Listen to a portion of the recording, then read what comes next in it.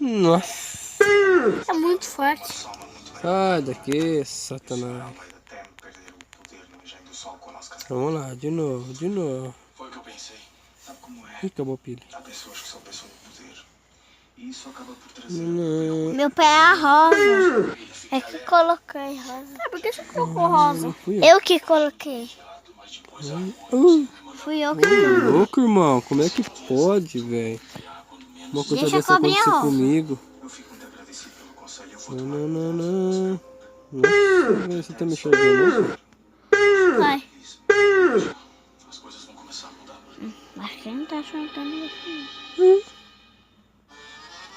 Opa. Ai, bosta. E... Nem na hora que eu tirei o dedo. Onde tá doendo, meu capitão? A retaguarda está Ah, Sabia que a noite mel ia ser quente. Ah, não, tá. Coloca lá no jogo lá, pelo amor de Deus. Para de falar essa história Novela de chata lua de aí. mel e casamento. Que loucura é essa, Dália? Rosalinda, mas Messê e o capitão fizeram uma Errou, verdadeira cerimônia. a minha mãe tá assistindo. Tudo não foi? Bom, só faltou o padre. Então pronto. Tá jogando. Padre, esse Que é casamento não vale mutante. de nada.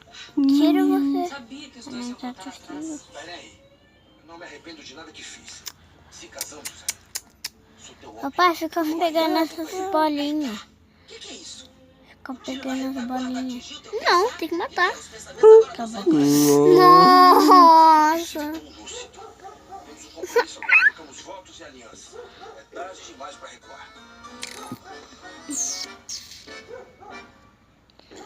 A situação pode ter sido trágica. Eu sei que todos passaram por um perigo terrível, mas só aqui na vila o capitão Levi Ô, Rabinho, vem aqui. Achei que era o meu. Milady não sabe o que eu ouvi antes de começar a confusão. Que Rosalinda... Ô, maluco, isso daí era meu, então. Rosalinda e Loreto Nossa. unidos em matrimônio.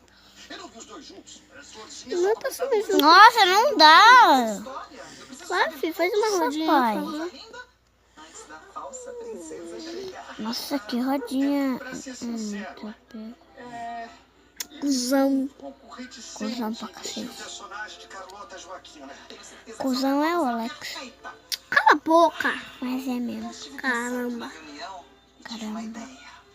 Diria que a princesa Pai, vai logo, pai. escravas da região. Mas jamais essa princesa pediria tal... Estou entendendo. Tá demorando pra você pegar o rabo, Acaba de viu? ser brilhante nas ideias, como sempre. Poderá reunir todas, então... Fica quieto. Que droga, que merda.